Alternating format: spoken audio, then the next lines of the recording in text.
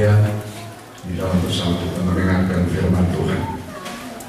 Ucapan salam yang sama saya sampaikan kepada saudara-saudara yang ikut mengakses, ikut mendengarkan pemberitaan firman Tuhan malam ini lewat internet, lewat YouTube, dimanapun sudah berada. Kiranya Tuhan memberkati dan menolong saudara semua. Puji Tuhan. Kita masih kembali kepada Injil Yohanes pasal 1. Kita masih bicara tentang saksi yang kedua dari Yesus sebagai anak Allah. Di dalam Injil Yohanes itu Rasul Yohanes bicara tentang, menyaksikan tentang karakter, sifat, tabiat dari Yesus sebagai anak Allah. Sebagai anak Allah itu jauh berbeda jika dibandingkan dengan anak manusia. Injil Lukas menyaksikan Yesus sebagai anak manusia. Ya, dia sebagai anak Allah dan dia sebagai anak manusia ini berada pada satu garis vertikal, ini garis tegak lurus. Seorang anak Allah menuju kepada yang tinggi, sedangkan anak manusia ada di bumi.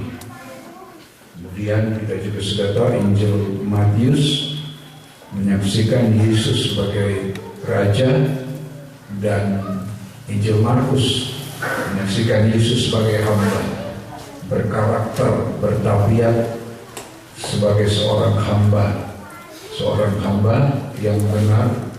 Dia tidak memusingkan apa latar belakang hidupnya, dari mana dia berasal, tapi seorang hamba yang terpenting adalah bekerja, melayani. Itu seorang hamba.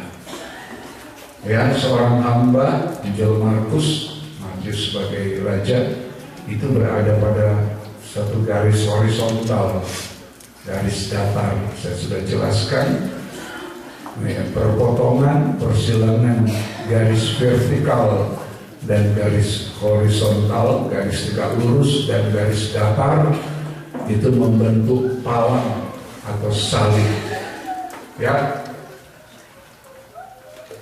Jadi keempat penginjil di dalam kesaksian mereka masing-masing itu adalah bersaksi tentang Yesus di dalam salibnya. Yesus yang datang mengerjakan penebusan.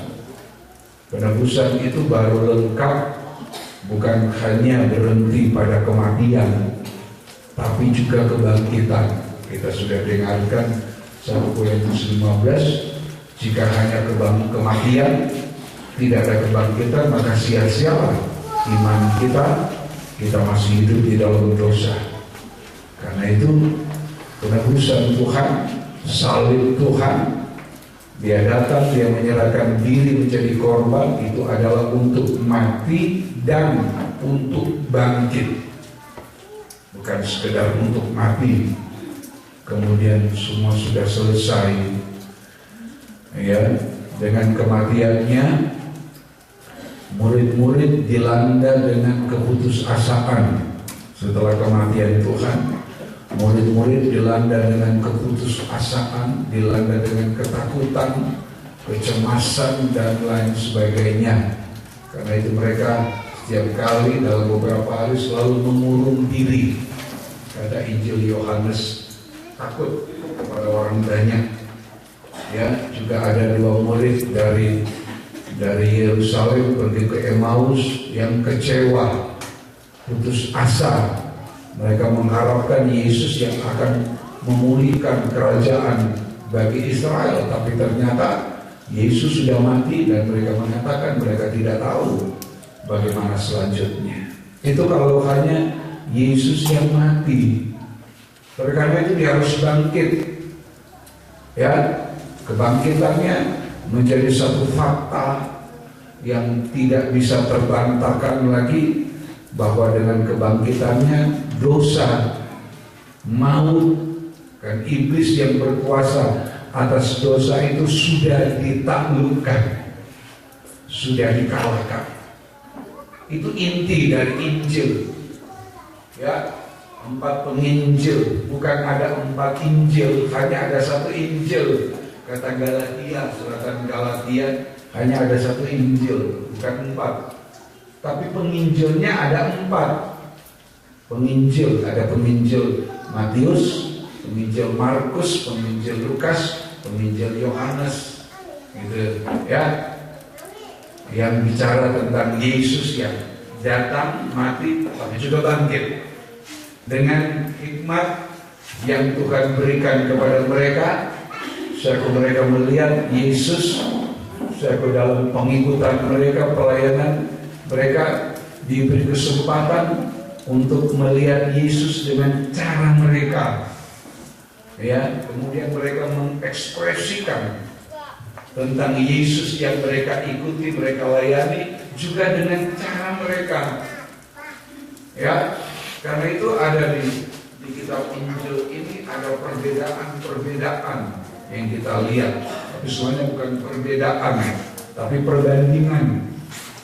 Ya, ada persamaan, ada perbandingan. Kalau kita berpegang hanya pada satu, ya, percaya pada satu, umpamanya kepada apa yang ditulis disaksikan oleh Matius, maka ketika kita membaca Injil Markus, kita bisa menolak. Karena Markus contoh yang gampang saya bilang, ya, Matius menuliskan ada 2 orang buta dulu di pinggir jalan di Yeriko. Tapi Markus menulis hanya 1 orang, diberi nama, disebut namanya Bartimeus.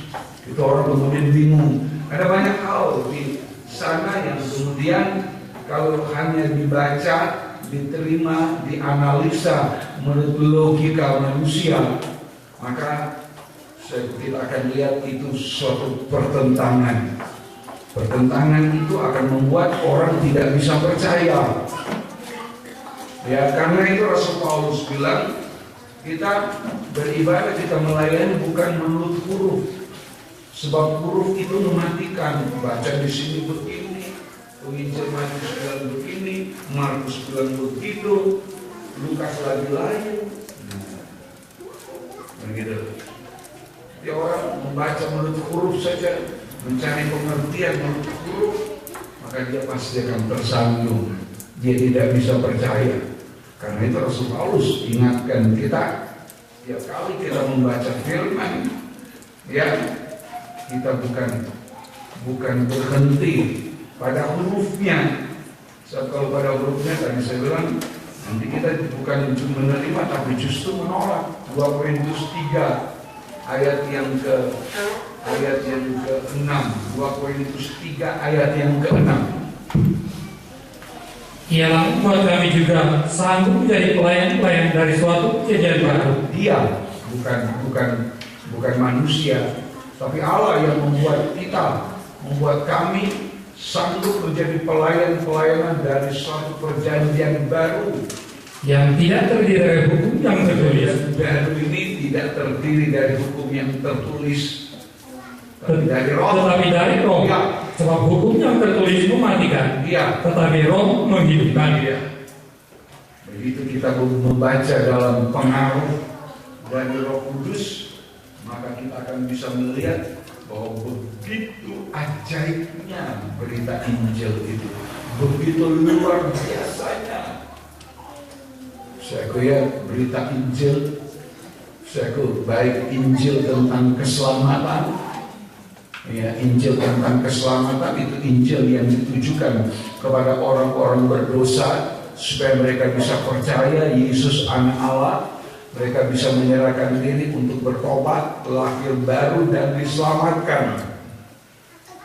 Ya, tapi bukan cuma Injil tentang keselamatan. Yesus yang datang mati lahir sebagai manusia, mati bangkit untuk orang berdosa. Tapi juga Injil tentang kemuliaan Kristus. 2 Korintus 4 bicara tentang Injil, tentang kemuliaan Kristus, itu bicara tentang Yesus yang datang atau Yesus yang ada dalam kemuliaan, yang sekarang sedang mempersiapkan gereja Tuhan untuk mengalami satu keadaan yang sama dengan dia saat dia datang kedua kali. Gereja Tuhan akan diberi kesempatan untuk mengalami keubatan, diubahkan secara total, diubahkan secara sempurna dalam kemuliaan sama dengan dia. Ini Injil, berita Injil tentang kemuliaan. Bukan berarti ada dua Injil. Saya ulangi, Galatia, Rasul Paulus dalam surat Galatia hanya ada satu Injil, ya.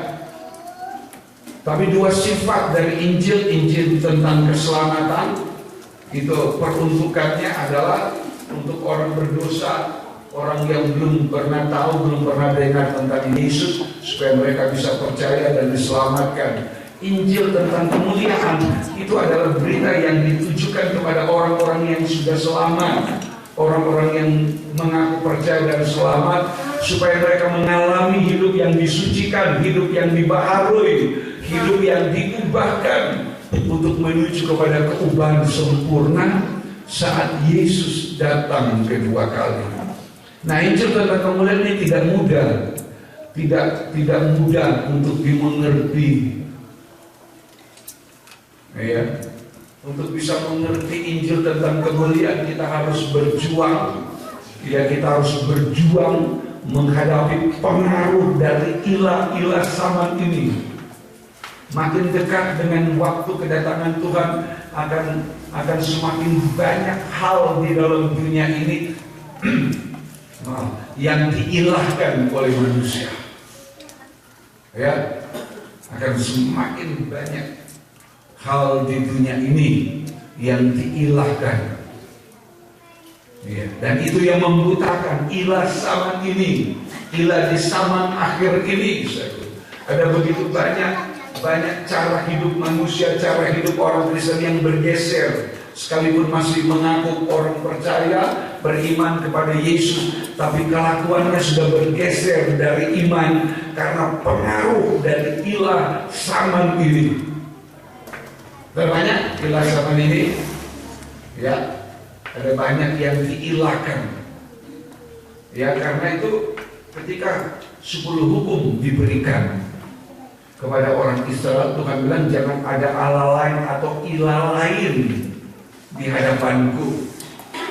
Ya, coba kita lihat Keluaran 20. Kita lihat ya. Ini bukan kebetulan kalau kemudian 24 orang tidak bisa percaya kepada Injil tentang kemuliaan Kristus karena pengaruh dari ilah zaman ini. Keluaran 21. Lalu Allah mengucapkan segala firman-Nya. Allah mengucapkan segala firman ini. Akulah Tuhan Allahmu, ya, yang membawa engkau keluar dari tanah Mesir, ya, dari tempat perbudakan. Ya. Jangan ada padamu Allah lain di hadapanmu. Jangan ada padamu Allah lain atau ilah lain. Jangan ada hal lain yang diilahkan di hadapanku. Terus, jangan membuat bagimu patung yang menyerupai apapun yang ada di langit, di atas, atau yang ada di bumi. Dan banyak hal yang diilahkan orang ketika melihat ke atas. Kerinduan, dorongan, ambisi untuk bisa memiliki kehidupan yang terhormat, yang tenar, yang populer, yang tinggi. Ingin menjadi bintang di dunia, bintang apa saja. Ya, karena itu Anda jangan membuat bagimu patung. Ini yang diilahkan. Sesuatu yang tidak bisa menjamin, sesuatu yang tidak bisa memberi kehidupan. Patung itu adalah salah satu usaha cara setan untuk membodohi kita, membodohi orang-orang percaya. Kata kitab Habakkuk pasal 1. Ya, ajaran tentang patung itu ajaran tentang kebodohan, tentang kepalsuan. Dan itu harus hati-hati. Jangan membuat bagimu patung yang menyerupai apapun yang ada di langit, di atas, iya, atau yang ada di bumi di bawah, terus, atau yang ada di dalam air di bawah bumi. Iya. Jangan sujud menyembah kepadanya. Jangan sujud menyembah kepadanya atau beribadah kepadanya. Sebab Aku Tuhan Allahmu adalah Allah yang cemburu, yang membalaskan kesalahan bapa kepada anaknya kepada keturunan yang ketiga dan keempat dari orang-orang yang membenci aku. Iya, makasih. Itu yang kita lihat. Ya. Jadi iblis akan menggunakan ini justru di zaman akhir.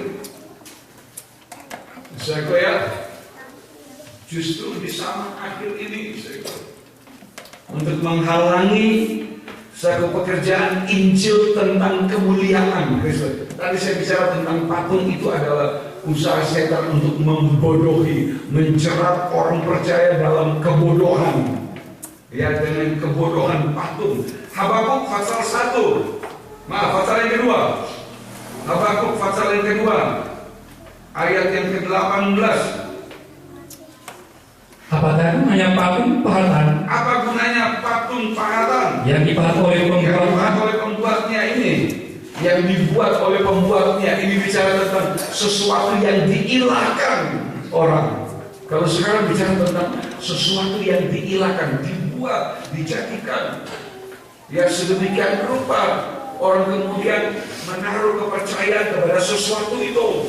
Wah, ini saya yang buat, ini adalah hasil kerja keras saya. Saya bisa mencapai ini karena ini. Saya bisa memiliki jabatan, kedudukan yang tinggi karena saya begini, saya begitu.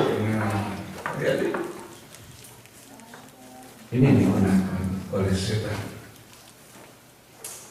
Kalau kita tidak sadar, apa gunanya patung pahatan yang dipahat oleh pembuatnya? Terus apa gunanya patung tuangan? Pengajar dusta ini. Itu kan dusta. Itu cuma ajaran dari Nabi Paulus. Ya, terus karena pembuatnya padahal berharap isu belakang yang dibuatnya. Itu dalam sekalian ini digunakan oleh setan. Karena itu waktu bilang, apa gunanya patung tuangan itu, pengajar dusta itu? Kalau kita mau jawab pertanyaan apa gunanya, jawabannya adalah tidak ada gunanya. Itu jawabannya. Apa gunanya? Kita jawab, itu patung tuangan, patung pahatan itu, seindah apapun itu tidak ada gunanya. Sekalipun dia dipakaikan pakaian yang sangat mahal, diberi mahkota dari permata dan lain sebagainya, dia cuma tetap patung yang bisu, yang sekalipun kita percayai, dia tidak bisa menolong kita. Ya, nah ini saya Tuhan ingatkan, karena itu dari Keluaran 20 sudah diingatkan, jangan ada padamu ya Allah ilah di hadapanku, jangan membuat dan sebagainya. Jangan membuat, jangan menjadikan sesuatu apapun menyerupai ada di langit, di bumi, di bawah bumi, jangan. 2 Korintus 4. Karena ini adalah pekerjaan usaha setan menghalangi kita supaya kita hanya puas dengan Injil tentang keselamatan, kita tidak bisa meningkat pada Injil tentang kemuliaan Kristus. 2 Korintus 4 ayat 3 boleh. Jika Injil yang kami beritakan masih tertutup juga, maka ia tertutup untuk mereka yang akan binasa, yaitu orang-orang yang tidak percaya, yang pikirannya telah dibutakan oleh ilah sama ini. Orang tidak percaya ini bukan orang berdosa, bukan orang belum kenal Tuhan. Ini orang yang tidak percaya pada Injil tentang kemuliaan Kristus, yaitu orang-orang yang tidak percaya. Kenapa? Pikirannya telah dibutakan atau mata hatinya dibutakan oleh ilah sama ini, sehingga mereka tidak melihat cahaya Injil, tentang kemuliaan Kristus yang adalah wujud Allah, yang adalah gambaran, yang adalah wujud dari Allah.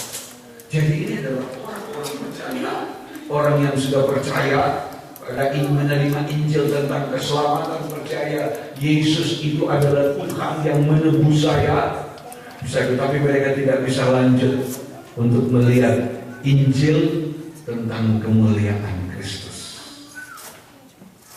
Mereka dicegah, mereka dihalangi, mereka tersandung oleh ilah zaman ini. Ya, ini yang dulu pernah ditawarkan,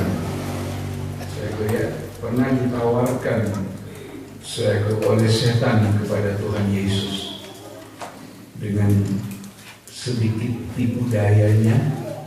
Dia berusaha menjerat Tuhan di sini.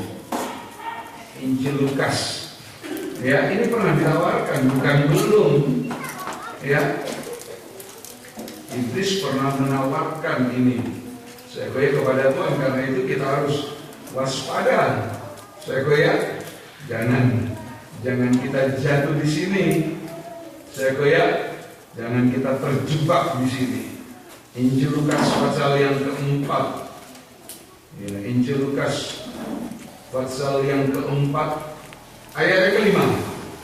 Kemudian ia membawa Yesus ke suatu tempat yang tinggi, dan dalam sekejap mata ia memperlihatkan kepadanya semua kerajaan dunia. Ya, kata iblis kepadanya, segala kuasa itu serta kemuliaannya. Ya, ini yang iblis tawarkan adalah kuasa, kedudukan, jabatan, pangkat, dan kemuliaan.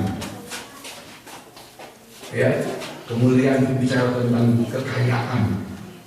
Ditawarkan, ya, dibawa ke tempat yang tinggi, memperlihatkan semua kerajaan dunia. Ya, kemudian mengatakan, ya mari, segala kuasa itu serta kemuliaannya akan kuberikan kepadamu, sebab semuanya itu telah diserahkan kepadaku, dan aku memberikannya kepada siapa saja yang kau kehendaki. Aku bisa berikan. Ya. Iblis memperlihatkan untuk sebenarnya tujuan apa? Untuk membutakan mata. Kan gitu.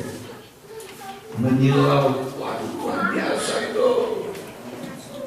Kemudian mata itu tertutup, pikirannya dibutakan oleh kemilaunya dunia ini, oleh kedudukan, jabatan, pangkat, kehormatan, kekayaan. Tuhan tidak pernah melarang, jangan terima punya jabatan, silakan. Mau jabatan apa, mau pangkat apa, mau kedudukan apa, kehormatan apa, mau kekayaan sebanyak apapun, silakan. Tapi jangan dari setan.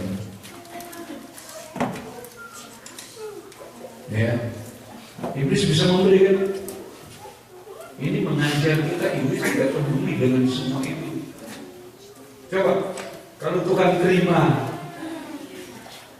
ya, kalau itu diterima oleh Tuhan Yesus, oh ya, saya mau kerajaan dunia ini dan semua kemewahannya. Iblis kan tidak punya. Iblis tidak peduli dengan itu.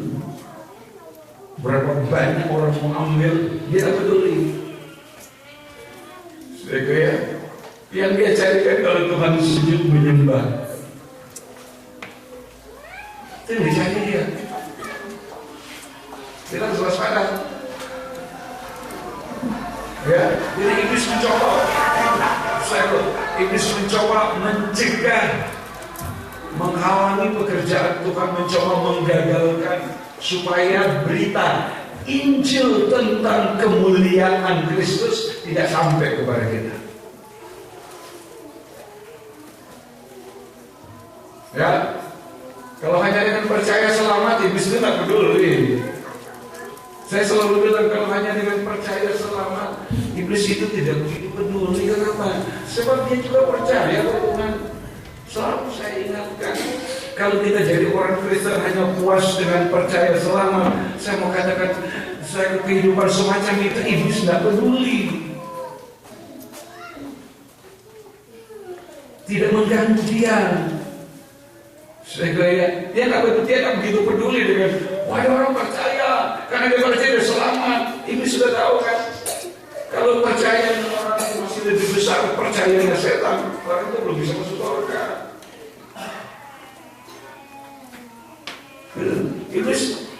Iblis tidak merasa terganggu dengan ada orang percaya, sekarang dia percaya dia selamat, karena dia tahu. Ya, dia tahu seperti apa percayanya orang. Injil Yohanes 2 saja Tuhan Yesus sudah begitu. Ya, ketika di Yerusalem di Paskah, banyak orang percaya karena lihat mujizat. Alkitab bilang tapi Tuhan tidak mempercayakan hidupnya kepada mereka. sia-sia. Ya, karena iblis dia. Jadi dia menawarkan semua itu, cuma satu dia minta, dia dapat dulu. Kamu mau kerajaan dunia, kamu mau kemuliaan, ambil asal. Gitu. Semua itu kuberikan, semua itu sudah diserahkan kepadaku, dan aku berkuasa memberikan kepada siapa yang kukehendaki. Jadi jika kau menyembah aku, kalau engkau menyembah aku, jadi aku sebagai Allah, sebagai ilah, seluruhnya itu akan kuberikan menjadi milikmu. Kan ini satu dulu. Coba, dia bilang begini, kalau engkau menyembah aku, ya, seluruhnya itu akan jadi miliknya. Berarti iblis kan gak punya lagi kan? Ya kan? Kan dia bilang seluruhnya itu, kalau engkau menyembah aku, semua itu yang aku perlihatkan dari gunung tinggi, kerajaan dunia, kemegahannya, kemuliaannya, semuanya itu kuberikan kepadamu, jadi milikmu. Artinya iblis tak punya. Dia tak punya lagi. Tapi dia tak peduli. Asal saja Yesus bisa menyembah dia. Coba.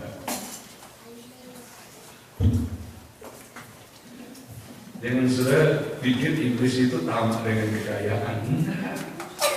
Jangan sudah pikir iblis itu rakus dengan harta. Enggak. Dia tak peduli. Justru kalau orang percaya yang lain kali rakus sama tamak, iblis enggak. Makanya kalau kita mau bicara kekayaan dengan iblis kata, ya saya tak peduli. Kamu itu yang itu andaikan kita bisa berkomunikasi, berdialog dengan dia. Ini kan dia tunjukin. Karena tujuannya satu adalah dia dijadikan ilah. Andai kata tadi saya bilang, andai kata Yesus melakukan, maka berita Injil tentang kemuliaan Kristus tidak akan pernah sampai, bahkan pekerjaan Tuhan sudah terhenti pada waktu itu. Tidak ada kelanjutannya. Sekalipun waktu dia di bumi itu sudah banyak orang percaya.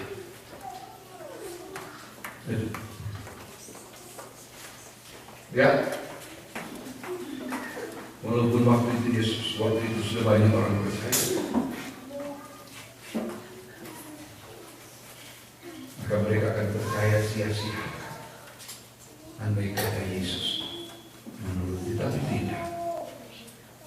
Ada satu tujuan, iblis mencoba menggagalkan, menghalangi, tapi Tuhan tidak mau dicegah, dicerai, dihalangi. Tuhan tidak mau. Ada tujuannya, Injil tentang kemuliaan Kristus yang sampai kepada kita hari ini, sampai hari ini. Berita pengajaran mempelai dalam perang tabernakel itu adalah berita Injil tentang kemuliaan Kristus. Yesus yang akan datang dalam kemuliaan untuk gerejanya yang sudah menyiapkan diri untuk diubahkan dalam kemuliaan menjadi mempelai perempuan yang sama, sebanding, sederajat dengan dia dalam kemuliaan. Itu berita Injil tentang kemuliaan. Bukan berarti kita tidak peduli dengan Injil tentang keselamatan. Kita bicara, lain kali kita bicara tentang pertobatan, kita bicara tentang baptisan. Tapi Rasul Paulus bilang kita harus lanjutkan. Ibrani 6 harus lanjut, jangan berhenti di situ. Ibrani 6 ayat 1 mulai. Ibrani 6 ayat 1. Jadi kita bicara tentang karakter-karakter dari 4 penginjil yang menyaksikan tentang Yesus, kemudian itu membentuk salib. Salib itu adalah penebusan. Ya, dia mati, dia bangkit. Tapi bukan cuma bangkit, dia naik ke surga dengan tujuannya untuk datang kembali dalam kemuliaan.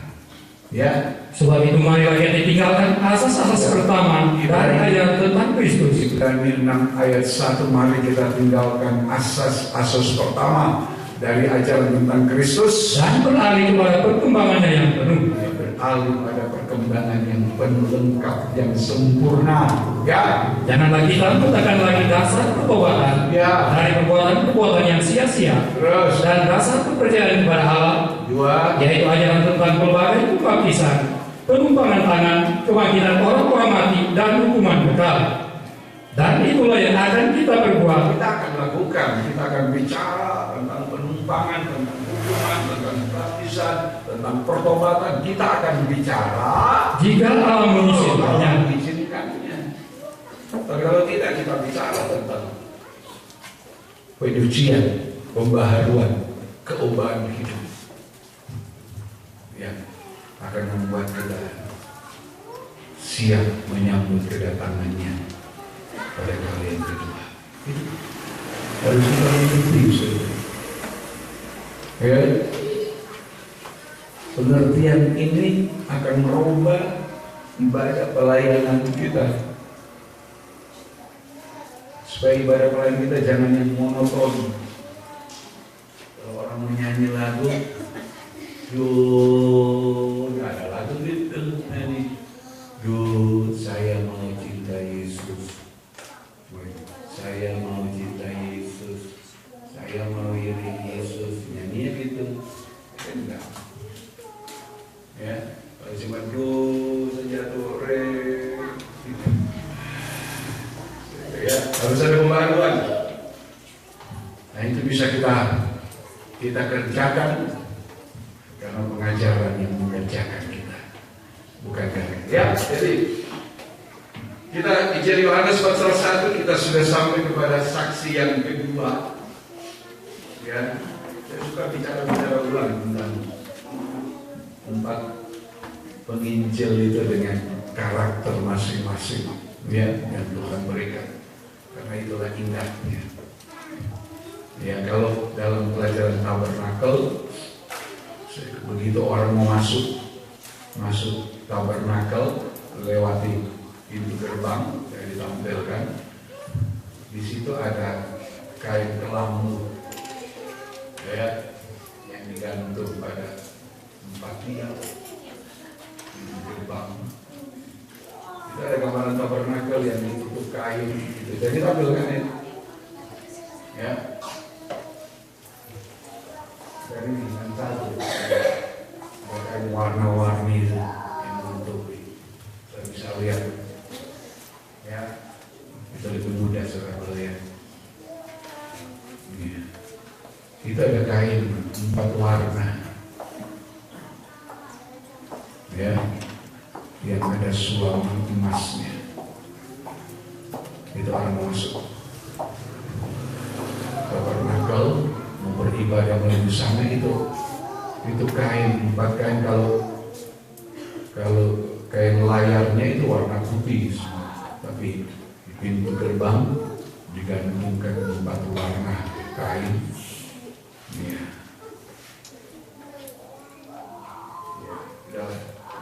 Ya. Jadi ada 4 warna kain, bisa lihat. Itu menggambarkan tentang 4 sifat tabiat Yesus. Ya. Itu ada kain warna disebut lenan halus putih pisus. Ada warna merah kirmisi. Ya. Ada warna ungu. Ada warna biru langit. Itu dikain di 4 tiang pintu gerbang ditaruh. Ya, saya bisa lihat ini, tidak terlalu jelas. Jadi 4 warna itu menunjuk kepada 4 sifat tabiat Yesus itu. Kalau saja kita mengerti, melihat saja itu sudah merupakan satu daya tarik. Ya, so di sampingnya kan cuma kain warna putih. Warna putih yang digantung.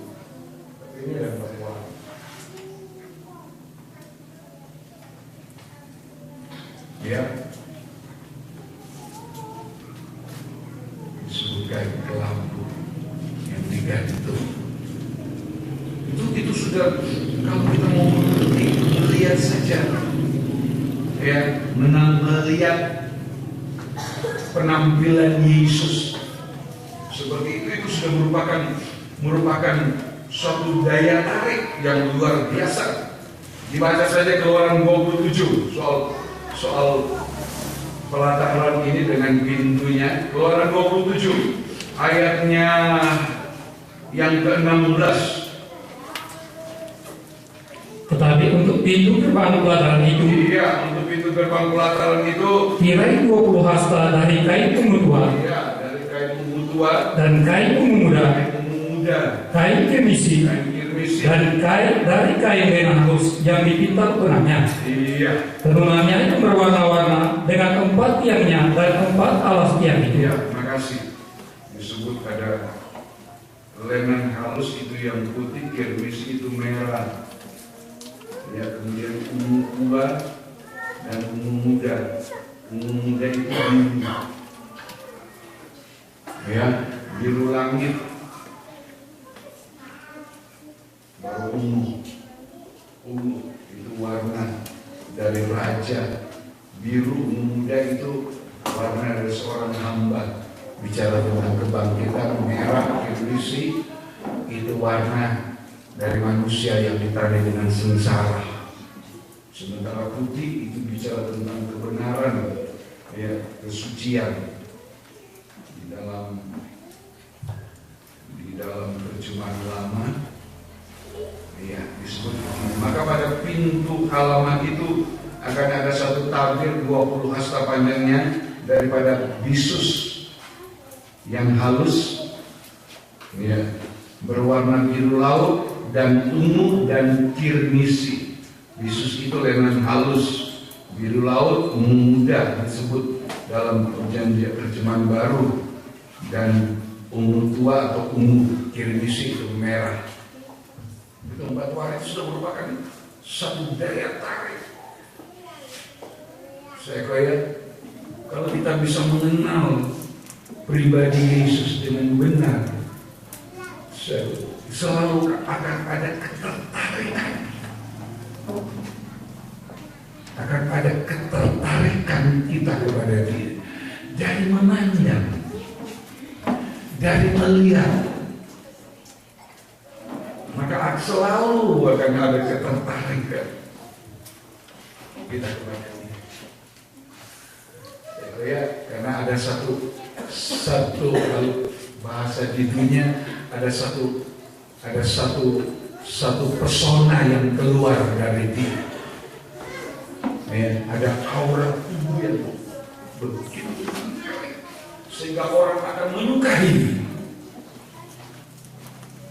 Itu sebenarnya. Ya, kali itu kesukaan kita kepada Dia adalah Dia yang mau mati untuk kita, bangkit untuk kita, tapi Dia naik ke surga untuk kepentingan kita. Karena Dia akan datang kedua kali dengan kenaikannya, itu artinya Dia akan datang kembali dalam kemuliaan. Ini yang masih sangat banyak tertutup, yaitu Dia yang naik ke surga. Dia diraihkan seperti murid-murid dalam Kisah Rasul 1 yang merasa bingung melihat Yesus tiba-tiba terangkat, Dia diraihkan. Mereka bingung. Kemudian malaikat menegur, kenapa kamu memandang ke atas? Yesus yang kamu lihat terangkat, ya, Dia akan datang dengan cara yang sama ketika kamu lihat.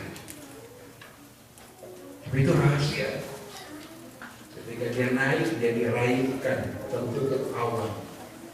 Karena itu berita tentang pengajaran mempelai dalam terang tabernakel. Itu berita yang banyak tertutup, rahasia. Tidak semua orang bisa mengerti. Kalau kita bisa mendengar, kita bisa mengerti. Itu cuma kemurahan. Ya, itu cuma kemurahan. Selalu saya bilang, untuk menguji boleh tanya di luar, tanya sama Tuhan yang lain. Ya, bisa tahu kok.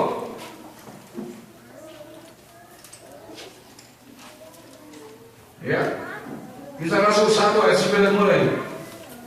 Dia terangkat dalam kemuliaan ini Injil tentang kemuliaan yang coba dihalangi oleh setan dengan menawarkan apapun juga yang ada di dunia ini untuk diilahkan oleh manusia, sehingga akan membutakan mata hati, membutakan pikirannya. Efesus mengatakan pikiran mereka jadi tumpul, pikiran jadi sia-sia. Kisah Rasul 1 ayat 9. Sesudah ia mengatakan demikian, terangkatlah ia, disaksikan oleh mereka, dan awan menutupinya dari pandangan mereka. Tersembunyi kan? Dia naik, awan menyembunyikan. Awan menutupnya dari pandangan mereka. Itu kemuliaan Yesus. Injil tentang memuliakan. Dia yang naik ke surga, tapi dia akan datang. Dia bicara tentang Injil tentang kemuliaan Kristus. Ketika mereka sedang menatap ke langit, waktu ia naik itu, tiba-tiba berdirilah dua orang yang berpakaian putih dekat mereka untuk memberitahu kepada mereka. Bingung. Mereka bingung menatap. Bagaimana ini? Ya, mereka bingung. Nah, kebingungan ini, kebingungan orang Kristen terhadap firman, itu yang banyak kali digunakan oleh setan dengan menggunakan akal, memanfaatkan akalnya untuk membuat orang itu menyimpang. Orang kalau bingung kan tidak tahu bikin apa. Coba saudara datang ke kota besar, bingung cari jalan, kemudian orang mau kemana? Bapak mau kemana? Saya mau ke jalan ini. Oh, yang mana saya antar? Padahal mungkin bukan ke situ. Kan gitu. Tiba-tiba kita diantar ke gang buntu. Di sana teman-teman sudah menunggu. Kita ditodong di sana. Itu banyak kasus begitu. Ya, banyak itu. Kota besar.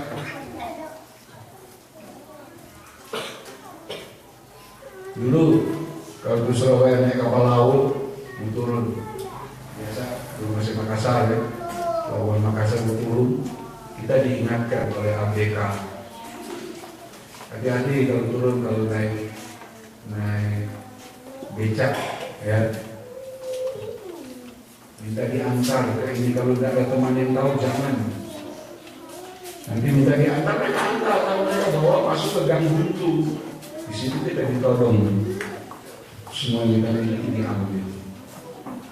Kalau kita bingung kan, murid itu lagi bingung, gimana ini? Kok bisa tiba-tiba begini? Nah, Tuhan datang, ya, tiba-tiba berdirilah dua orang yang berpakaian putih dekat mereka. Dan berkata kepada mereka, hai orang-orang Galilea, mengapa kamu berdiri melihat ke langit? Yesus ini yang berangkat ke surga meninggalkan kamu akan datang kembali dengan cara yang sama seperti kamu melihat dia naik ke surga. Melihat dia naik, dia akan datang dengan cara yang sama dalam kemuliaan. Bukan datang di atas bukit Zaitun di tengah sana. Di sini tidak bicara tempat, tapi bicara tentang cara, metode, cara kedatangan Tuhan. Ya, di sini malaikat, berita malaikat, dua malaikat itu bicara tentang pengembalaan. Berita pengembalaan kita butuhkan akhir zaman ini untuk menghadapi hari kedatangan Tuhan, supaya di tengah-tengah kebingungan jangan iblis masuk memanfaatkan ketidaktahuan, kebingungan untuk menjerat kita dalam kejatuhan. Ada 2 malaikat. Kenapa bukan 1? Kenapa bukan 3? Kenapa bukan 4? Itu ada rahasianya. Berdiri 2 orang malaikat. Malaikat itu menuju kepada gembala. Ya, betul. Coba kita Wahyu. Ya. Wahyu 2 ayat 1. Tuliskan kepada malaikat jemaat di Efesus. Iya, tuliskan kepada malaikat jemaat di Efesus ayat 8. Dan tuliskanlah kepada malaikat jemaat di Smyrna. 12. Dan tuliskanlah kepada malaikat jemaat di Pergamus. 18. Dan tuliskanlah kepada malaikat jemaat di Tiatira. Dan seterusnya. Itu malaikat di dalam jemaat itu kalau sekarang menuju para gembala. Para gembala yang punya tugas, kewajiban, bukan hanya bicara tentang Yesus yang mati menebus dosa, tapi Yesus yang akan datang kedua kali dalam kemuliaan.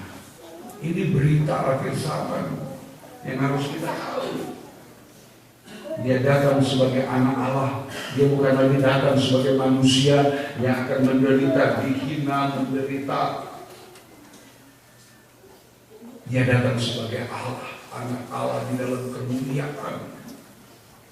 Dan dia sebagai anak Allah ini disaksikan oleh 3 saksi dalam Injil Yohanes pasal 1.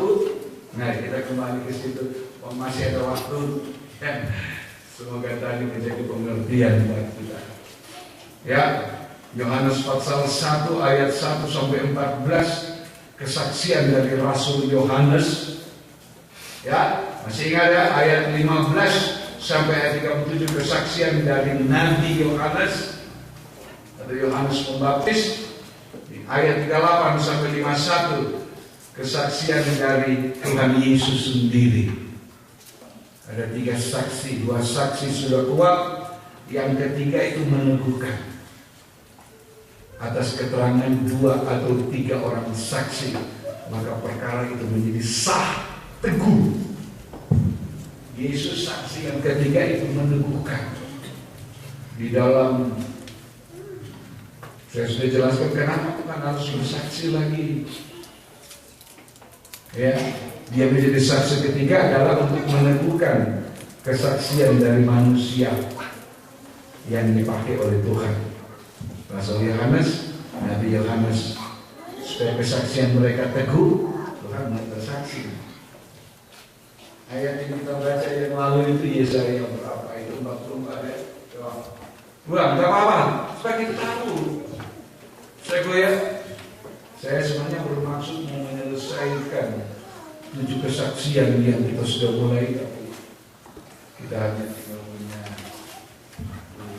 3 kali kebaktian studi, tidak bisa terselesaikan. Tadi ketika baca-baca saya, Tuhan kalau Tuhan izinkan saya mau masuk kesaksian yang kedua, tapi ternyata tidak. Ya, Yohanes Yesaya 44 ayat 26. Akulah yang menguatkan perkataan hamba-hambaku, yang menguatkan perkataan hamba-hambaku, dan melaksanakan keputusan-keputusan yang diberitakan putusan-putusanku. Iya, makasih. Program asik. Aku menguatkan dan menggenapkan pemberitaan-pemberitaan, berita firman yang disampaikan oleh utusanku. Gitu. Ya, jadi Tuhan menguatkan, meneguhkan. Yesus jadi saksi ketiga untuk meneguhkan kesaksian Rasul Yohanes dan untuk meneguhkan kesaksian Nabi Yohanes. Dia meneguhkan, dan apa yang mereka sampaikan, Tuhan bilang, aku akan melaksanakan. Haleluya. Tuhan yang dibesarkan, dipermuliakan. Ya, kemudian kita sudah sampai kepada kesaksian yang kedua, ayat 15 sampai 37, kesaksian dari Nabi Yohanes yang bersaksi tentang Yesus anak Allah dan ada 7 kesaksian ada 7 kesaksian dari Nabi Yohanes tentang pribadi Yesus. Yang satu saja kita mau ulangi sedikit untuk waktu yang ada. 7 kesaksian Yohanes.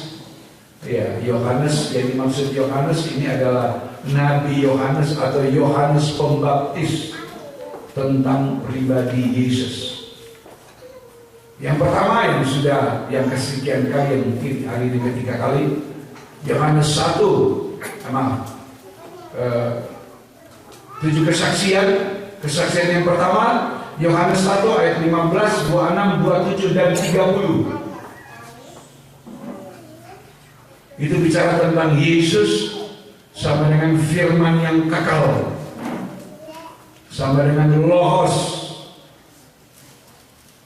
ya. Dan Logos itu yang memberi kita hidup kekal.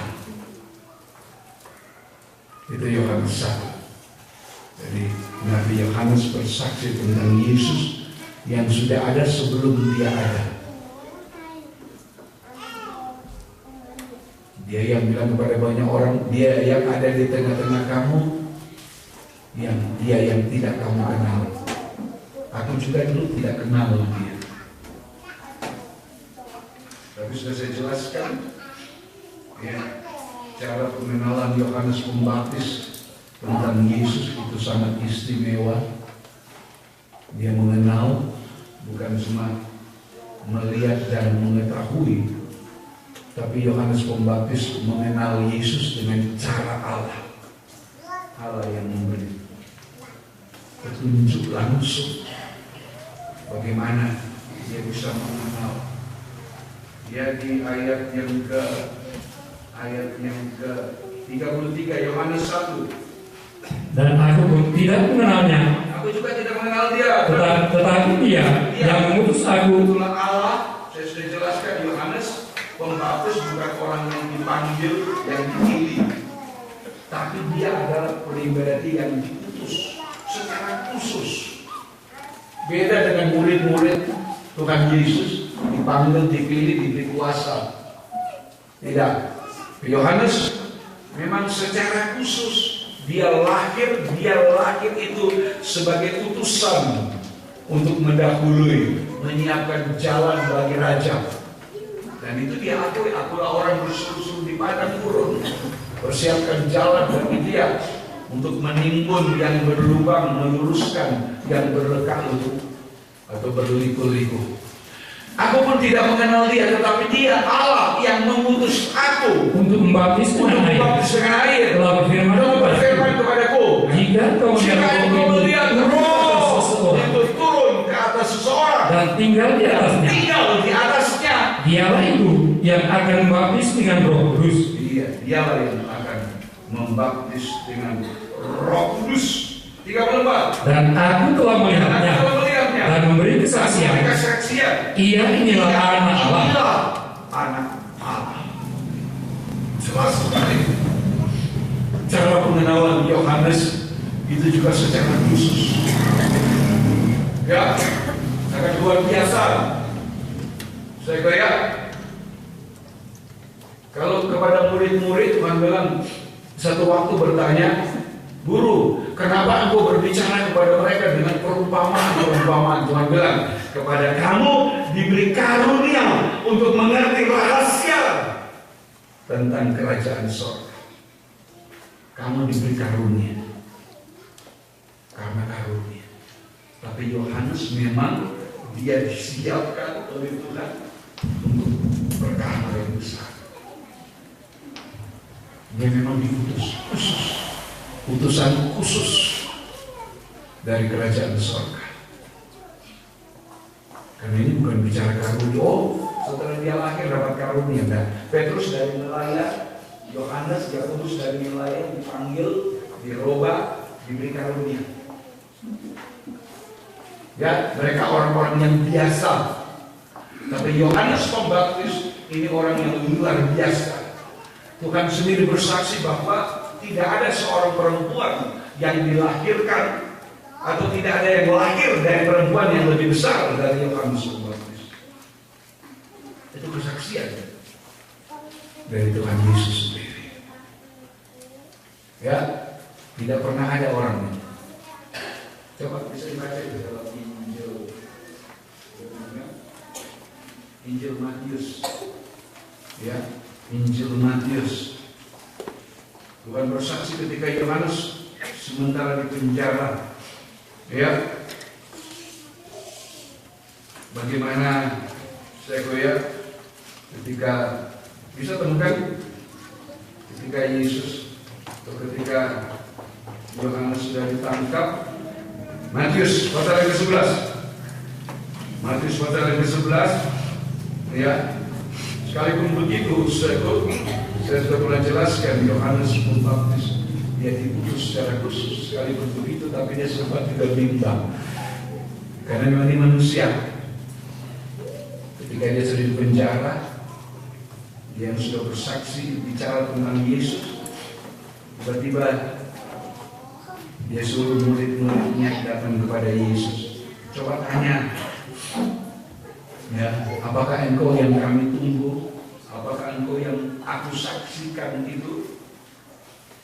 Atau masih harus menantikan orang lain? Ya, Tuhan tidak bilang sama murid. Baca saja mari ayat 2. Ayat 2. Matius 11 ayat 2. Di dalam penjara Yohanes mendengar tentang pekerjaan Kristus. Ya. Lalu menyuruh murid-muridnya bertanya kepadanya, engkau yang akan datang itu, atau haruskah kami menantikan orang lain? Ya, Tuhan kemudian, oh iya, beritahu sama dia, saya itu, enggak. Yesus menjawab mereka. Yesus menjawab murid-murid Yohanes, pergilah, dan katakan kepada Yohanes apa yang kamu dengar, dan kamu lihat. Orang buta melihat, orang berjalan, orang kusta menjadi tahir, orang tuli mendengar, orang mati dibangkitkan, dan kepada orang miskin diberitakan kabar baik. Ini hal yang sangat luar biasa. Ya, kalau sudah membaca ini bukan sekedar bicara orang buta melihat, sakit sembuh, kusta tahir, lumpuh berjalan. Bukan. Memang kalau kita membaca begitu, oh ya, ini kan bicara mujizat, tapi bukan itu. Ya, baca terus. Ya. Dan berbahagialah orang yang tidak menjadi kecewa dan menolak aku. Iya, terus. Setelah murid Yohanes pergi, mulailah Yesus berbicara kepada orang banyak itu tentang Yohanes. Untuk apakah kamu pergi kepada guru? Melihat guru yang digoyahkan angin tiang kemarin? Atau untuk apakah kamu pergi melihat orang-orang yang berpakaian halus? Orang yang berpakaian halus itu tempatnya di istana raja. Tuhan Yesus mulai bersaksi tentang Yohanes ini. Ya. Untuk apa kamu pergi? Ya, padang dan sebagainya. Apa melihat ini, melihat itu sebagainya. Terus bilang. Jadi untuk apakah kamu pergi melihat Nabi? Benar. Dan aku berkata kepadamu, bahkan lebih daripada Nabi. Yohanes Pembaptis lebih daripada sekedar Nabi. Apa kamu pergi melihat Nabi? Benar, dia ada Nabi, tapi dia lebih daripada sekedar seorang Nabi. Karena itu tugas khusus. Ya, terus. Ya. Karena tentang dia ada tertulis, lihatlah, aku menyuruh utusanku mendahului engkau. Ia akan mempersiapkan jalanmu di hadapanmu. Aku berkata kepadamu, sesungguhnya di antara mereka yang dilahirkan oleh perempuan, sesungguhnya mereka yang dilahirkan oleh orang perempuan, tidak pernah tampil seorang yang lebih besar daripada Yohanes Pembaptis. Tidak pernah tampil seorang yang lebih besar daripada Yohanes Pembaptis. Namun yang terkecil dalam kerajaan surga lebih besar daripadanya. Ya, yang terkecil dalam kerajaan surga, Tuhan bicara tentang dia. Ya, sekalipun Yohanes itu lebih besar dari orang-orang pernah dilahirkan perempuan, tapi ya orang yang ada dalam surga, yang terkecil dalam kerajaan surga lebih besar dari dia. Tujuan kita di sana. Ya, tadi saya bicara tentang jawaban Tuhan, kok seperti cuma bicara mujizat kan? Ya, jawaban pergi katakan kepada dia, apa yang kamu dengar, tuli mendengar, buta melihat, lumpuh berjalan, kusta menjadi tahir. Ketika Yohanes dengar itu, hatinya tenang. Berarti dia yang dijanjikan. Karena itu kesaksian Yohanes, puncak, sudah jelaskan puncak kesaksian Yohanes Pembaptis adalah dia kemudian rela mati, rela menyerahkan kepalanya dipancung. Karena apa? Itu kesaksian Yohanes. Yohanes Pembaptis itu adalah pemberita kabar membelai yang luar biasa. Dia rela dipancung, itu menunjuk kepada pengakuannya bahwa bukan dia yang kepala, bukan dia membelai laki-laki sorga, tapi Yesus. Dalam Yohanes 3 kan dia bilang, yang mempunyai mempelai laki-laki adalah mempelai perempuan, tapi sahabat dari mempelai itu yang ada di dekatnya bersuka cita ketika mendengar suara. Yohanes memposisikan dirinya, dia bukan mempelai laki-laki, dia sahabat dari mempelai. Dia tidak mempelai, walaupun kesempatan itu bisa diambil. Dalam Yohanes pasal 1, ketika orang tanya, apakah engkau Mesias? Orang kan belum kenal Mesias. Yohanes bisa bilang, oh iya saya. Tapi enggak. Karena dia bukan orang yang ingin jabatan. Dia cuma ingin mengerjakan apa yang Tuhan haruskan dia kerjakan. Nah, tadi saya bilang, ketika Tuhan menjawab seperti enteng sekali ya, katakan kepada Yohanes, apa yang kamu lihat mendengar? Orang mati bangkit, buta melihat, tuli mendengar.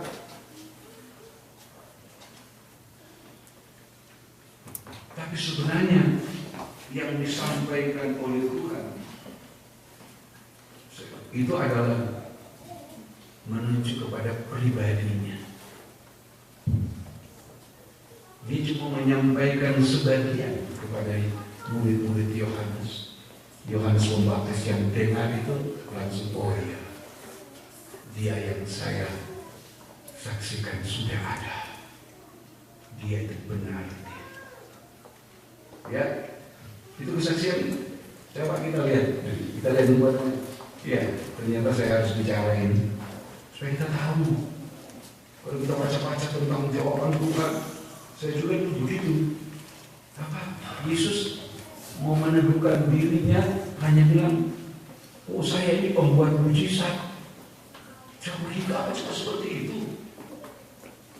Ya, ya kan kelihatannya kan enteng sekali kan. Ketika Tuhan menjawab itu, tapi kita lihat semuanya yang Tuhan, berita yang Tuhan sampaikan kepada Yohanes Pembaptis dan murid-murid itu adalah menggenapkan tentang firman Allah yang jauh sebelumnya sudah dinubuatkan oleh para nabi. Yesaya 61. Kita baca. Yesaya 61 ayat 1 sampai dengan ayat yang ketiga. Roh Tuhan Allah ada padaku. Ya. Oleh karena Tuhan telah mengurapi aku, Ia telah mengutus aku untuk menyampaikan kabar baik pada orang-orang sengsara, dan merawat orang-orang yang beremuk hati, untuk memberitakan pembebasan pada orang-orang tawanan, dan pada orang-orang yang terkurung kelepasan dari penjara, untuk memberitakan tahun rahmat Tuhan dan hari pembalasan Allah kita, untuk menghibur semua orang berkabut, untuk mengaruniakan kepada mereka perhiasan kepala dan rambut, minyak untuk pesta ganti kain kamu, nyanyian puji-pujian ganti semangat yang muda, supaya orang menyebutkan mereka pohon terbanting kebenaran, tanaman Tuhan, untuk memperlihatkan keagungannya. Jawaban Tuhan bukan yang singkat, ini sebenarnya bicara tentang ini. Yesaya 61. Ya, coba kita lihat. Ya, dalam Matius 11 ayat 4, Yesus menjawab, pergilah katakan kepada Yohanes, apa kamu dengar dan lihat? 5, orang buta melihat, orang lumpuh berjalan, orang kusta menjadi tuli mendengar, orang mati dibangkitkan, dan kepada orang miskin diberitakan kabar baik. Kita lihat Yesaya 61 Ya, ia mengutus aku menyampaikan kabar baik kepada orang sengsara, merawat orang yang remuk hati, memberitakan pembebasan kepada orang-orang tawanan, orang terpenjara. Ya, bukannya terpenjara karena dosa, digambarkan dengan orang buta terpenjara oleh karena tidak bisa melihat, orang lumpuh terpenjara oleh kelemahan kakinya, orang kusta juga terpenjara oleh sakitnya. Ya, bisa memberitakan pembebasan kepada orang-orang tawanan. Tadi merawat orang-orang remuk hati, memberitakan pembebasan kepada orang tawanan, kepada orang-orang terkurung, pelepasan penjara, untuk memberitakan tahun rahmat Tuhan dan hari pembalasan Allah kita. Tidak dengan kesukaan, tapi juga ada berita penghukuman, penghakiman. Baru sesudah penghakiman itu, ya, yang dihukum, yang tidak dihukum, nah itu akan diberikan perhiasan ganti abu, ya, ganti kain kabung, diberi minyak, ganti semangat yang pudar, diberi puji-pujian, diganti keubahan. Itu sesudah penghakiman. Ya, tapi saya mau bicara tentang sampai di ayat 2 saja dulu, untuk memberitakan tahun rahmat Tuhan dan hari pembalasan Allah kita. Kalau kita membaca dalam Injil Lukas, ada sesuatu yang disembunyikan oleh Tuhan dengan sengaja. Injil Lukas sama, ya. Waktu dia datang ke rumah Allah, masuk dalam rumah Allah, ya, kepadanya diberikan gulungan kitab, kemudian dia membaca dari Yesaya. Apa yang kita baca? Lukas 4 ayat 18 mulai. Kita mungkin mengakhiri di sini. Ya, kita belum bisa lanjut di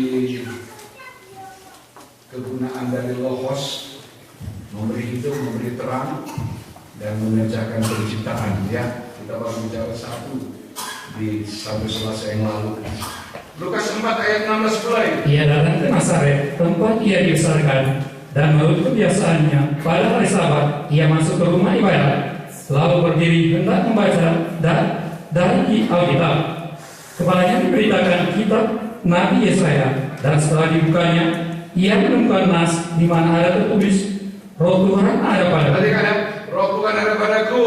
Oleh sebab ia telah mengurapi aku, iya, untuk menyampaikan kabar baik kepada orang-orang miskin. Sampai di ayat ini masih sama dengan Yesaya 61, ya, masih sama terus. Dan ia telah mengutus aku, iya, untuk memberitakan pembebasan kepada orang-orang tawanan, terus, dan penglihatan bagi orang-orang buta, untuk membebaskan orang-orang yang tertindas, untuk memberitakan tahun rahmat Tuhan telah datang. Ya, untuk memberitakan tahun rahmat Tuhan telah datang.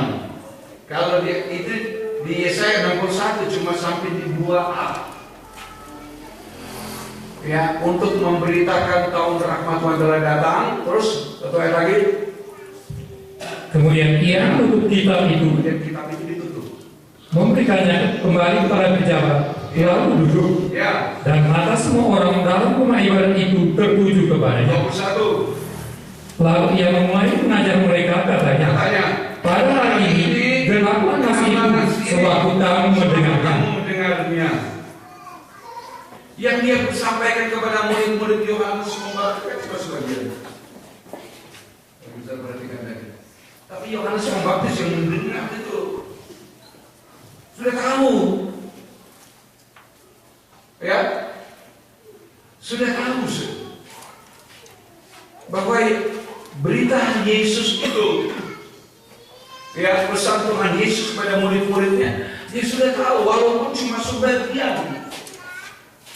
Cuma ada menyampaikan kabar baik, ya, tuli mendengar, buta melihat, untuk berjalan, kusta ditahirkan. Kalau di sini kan ada disebut. Di saya nggak disebut.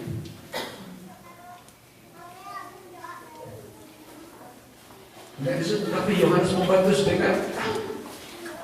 Ini Inilah cara mendengar firman itu. Kita banyak kali mendengarkan, saya pakai gunakan istilah nasi. Stefan, minta tolong kamu masak nasi ya. Kalau orang nasi dia kalau ditanya, Om, mana itu nasi yang saya mau masak? Tapi begitu saya bilang, Saudara Stefan, tolong kamu masak nasi. Dia sudah tahu harus menyiapkan belangannya, harus menyiapkan berasnya, mungkin dicuci, apinya dinyalakan, lalu ambil belangan itu ke atas api. Bukan balik tanya, kamu masak nasi ya? Terus dia balik mana nasi yang mau dimasak? Tidak kan?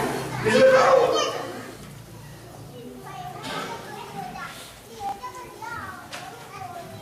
Itu mendengar menurut roh. Kata Injil Lukas, perhatikan. Kita pagi Injil Lukas, perhatikan apa kata roh kepada jemaat-jemaat. Mengajar kita menjadi dewasa dalam mendengar, sampai dewasa dalam berpengertian, sampai kemudian kita dewasa dalam melakukan firman.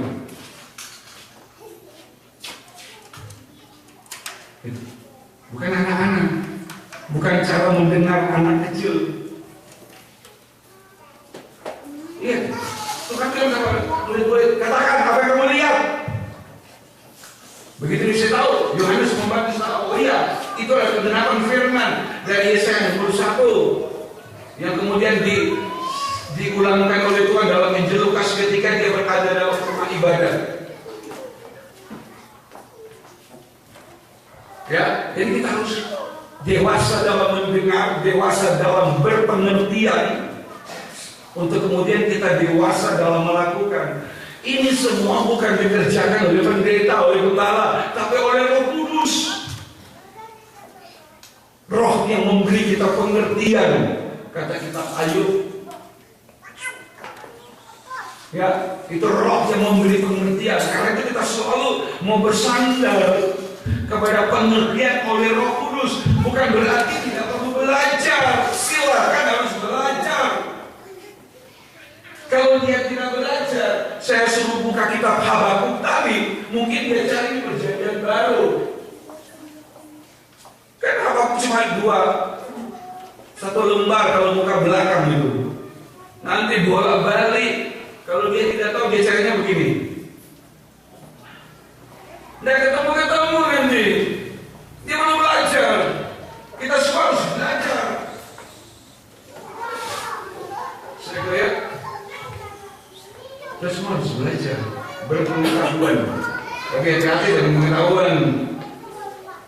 Saya kira pengetahuan itu beda dengan hikmat. Ya, pengetahuan itu beda dengan hikmat.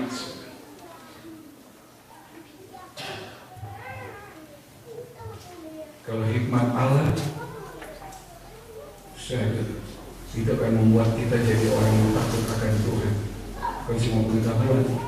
Pengetahuan dapat menjerumuskan kita kepada kejatuhan.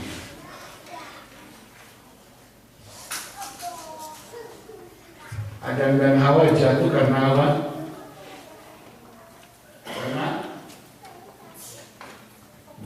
Coba, Adam dan Hawa jatuh karena apa? Pengetahuan. Iya nggak?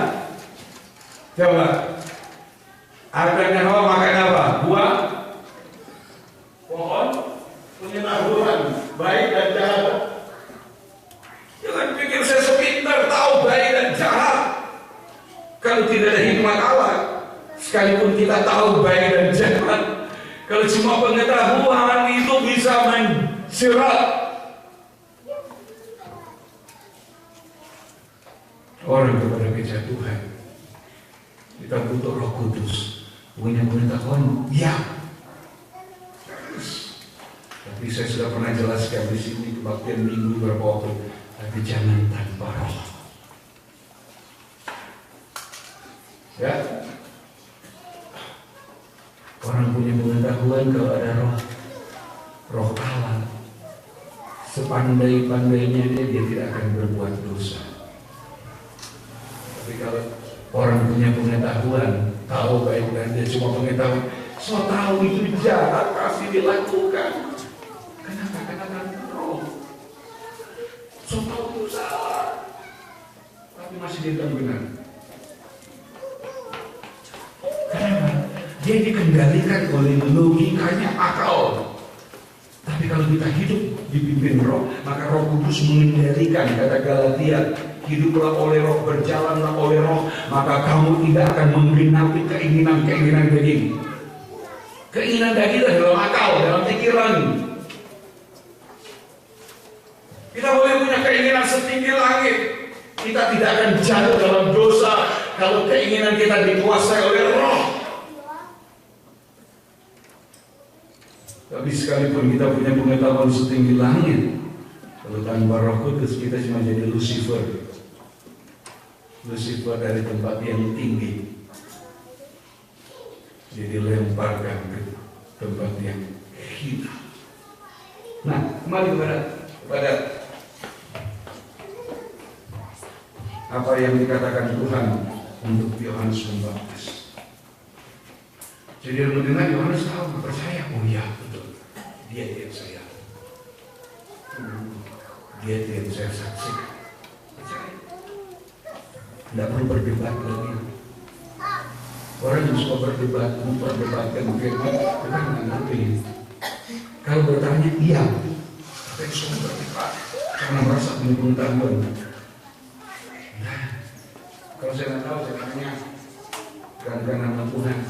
Bukan berdebat. Gimana ya ini pengertian ini? Oh iya, saya ada pengertian.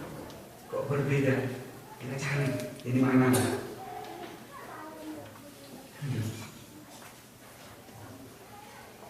Semua kemudian kita makin jatuh dalam dosa. Nah, ada perbedaan Yesaya 61 dan Lukas 4 tadi ayat 16 mulai. Di Lukas 4 ada yang Tuhan sembunyikan dari sebelum. Tadi di Yesaya 61 ketika Tuhan bicara tentang memberitakan tahun rahmat Tuhan telah datang dan hari pembalasan. Ya. Dan hari pembalasan itu ada untuk memberitakan tahun rahmat Tuhan dan hari pembalasan Allah kita. Ini berbeda, ada rahmat, kasih karunia, tapi juga ada pembalasan. Tapi di Injil Lukas 4, begitu Tuhan sampai membaca kepada untuk memberitakan tahun rahmat Tuhan telah datang, dia tidak kasih terus. Bukan berarti dia mengurangi. Jangan lagi salah. Oh, Tuhan mengajar, jangan menambah, mengurangi. Kenapa Tuhan mengurangi? Enggak. Tuhan tidak membaca itu kemudian habis dia membaca begini. Di ayat 19 Lukas 4 untuk memberitakan pembebasan kepada orang yang tawanan, penglihatan bagi orang buta. Ini tadi bagi orang buta itu jawaban oleh Yohanes kan. Orang buta melihat, tuli berjalan, tuli mendengar. Ya, kusta ditahirkan. Ini. Ya ayat 19 Lukas 4 untuk memberitakan pembebasan kepada orang tawanan, penglihatan bagi orang buta. Itu sudah sama dengan orang tuli, orang lumpuh, orang sakit, orang mati. Sama itu. Ya, kemudian untuk membebaskan orang-orang yang tertindas, untuk memberitakan tahun rahmat Tuhan telah datang. Kemudian dia tutup. Orang tunggu apa selanjutnya, dia bilang, hari ini ketika kamu dengar nas ini, maka hari ini nas itu sudah dikenalkan. Dia yang mengenalkan. Tapi ada satu kalimat yang dia tidak sebutkan. Ketika memberitakan tahun rahmat Tuhan telah datang, dia tidak terus dengan untuk dan hari pembalasan Allah kita. Tapi saya bilang bukan dia mengurangi firman. Kenapa dia tidak sebut? Padahal jelas-jelas yang dikasih sama dia tidak pilih saya. Ya, jadi pasti ada tertulis di situ untuk memberitakan tahun rahmat Tuhan telah datang dan hari pembalasan Allah kita. Pasti ada. Tapi sampai di memberitakan Tuhan rahmat dia berhenti. Jadi bukan dia mengurangi ya, dia juga bukan meniadakan, dia tidak baca terus, dia tutup. Kenapa?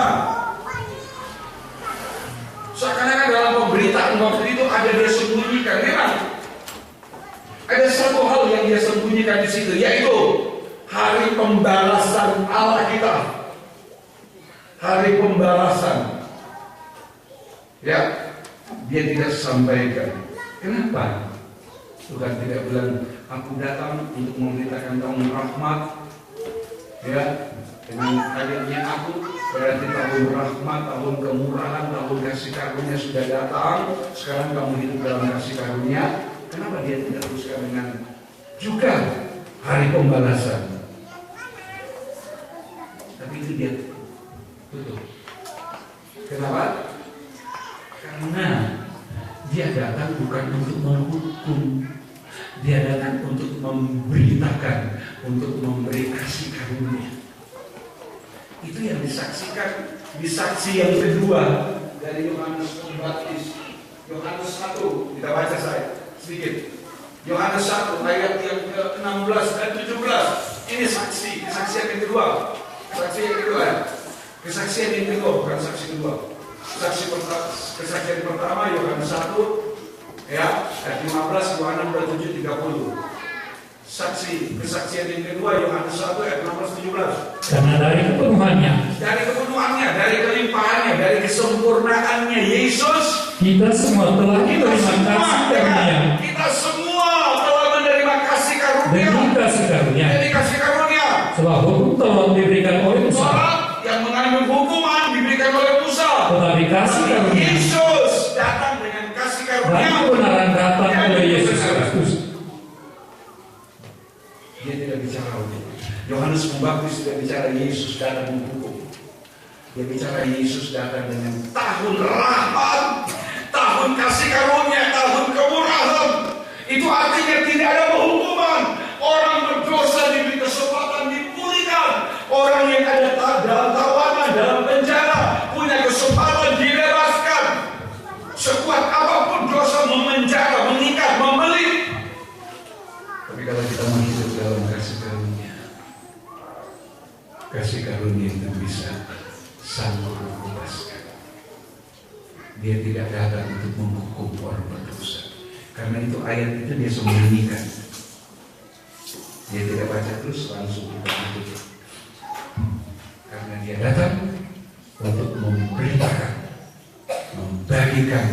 Ayat 16 Yohanes 1, kasih karunia demi kasih karunia, bukan hukuman. Berulang kali dia bilang, aku datang bukan untuk menghukum, aku datang untuk memberikan nyawa menjadi tebusan bagi banyak orang.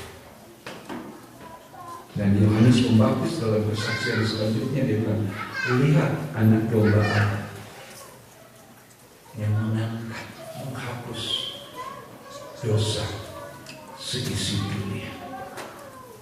Dia tidak bilang Yesus yang mengangkat dosa, tapi juga menolong. Ya, itu kita.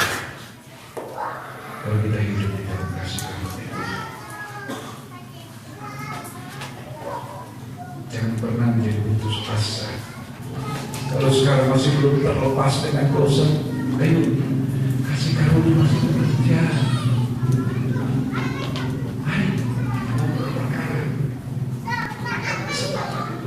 Kasih karunia untuk menghadapkan dosa kita kepada Allah.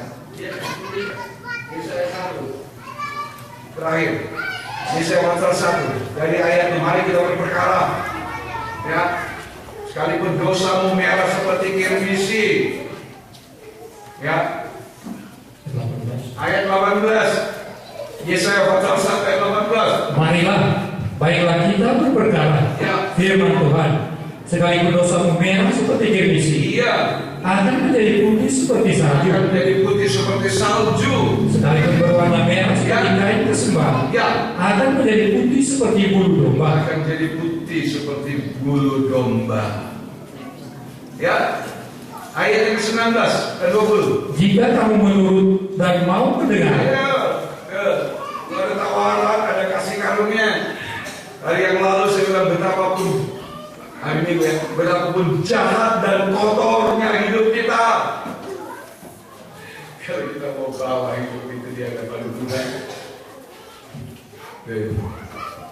Tuhan berkuasa untuk memulihkan, karena ini tahun rahmat, kata Lukas, tahun rahmat telah datang. Kedatangan Yesus itu merupakan tahun rahmat, tahun kasih karunia, dan kasih karunia sampai hari masih bekerja. Jika kita menurut dan mau mendengar, maka kamu akan memakan hasil baik dari negeri itu.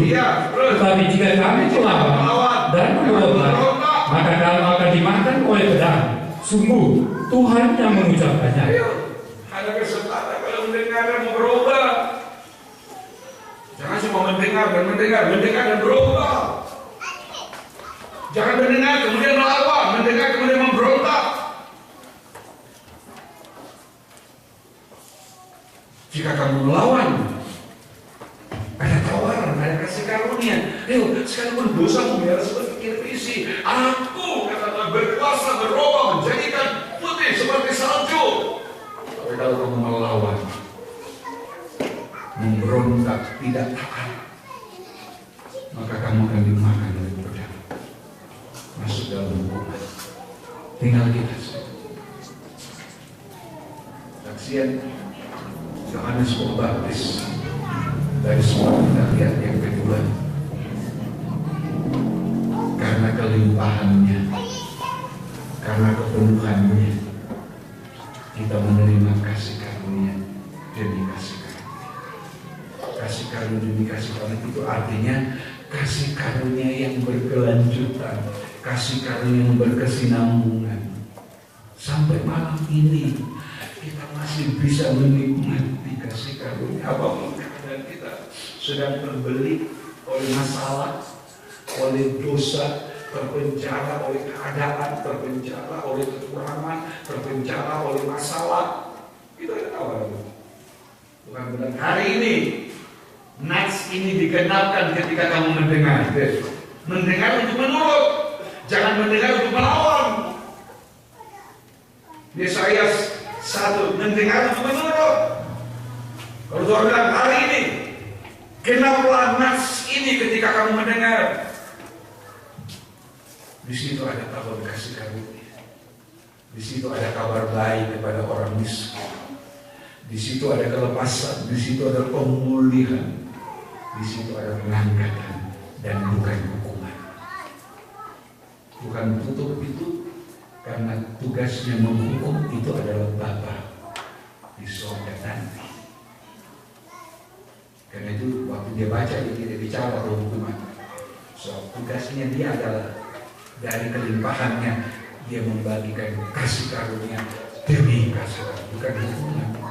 Aku tidak datang untuk menghukum, memberi kasih karunia. Tuhan memberkati sejauh timur dari barat. Engkau membuang dosa. Itu karena kasih karunia. Kita lagi berdiri, lagi berjalan suci. Haleluya. Dia saja yang dibesarkan.